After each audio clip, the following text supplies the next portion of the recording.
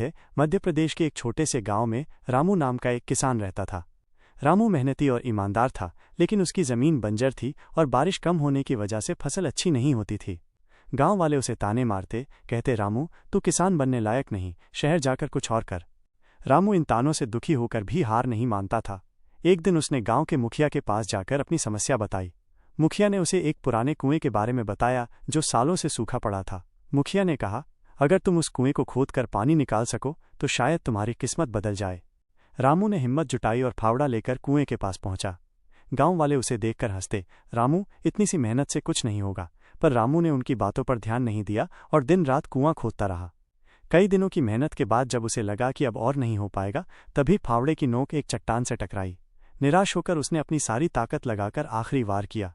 जैसे ही उसने आखिरी वार किया, चट्टान टूट गई और उसमें से पानी की एक तेज धारा फूट पड़ी। गांव वाले ये देखकर हैरान रह गए। रामू की बंजर जमीन अब पानी से लबालब हो गई।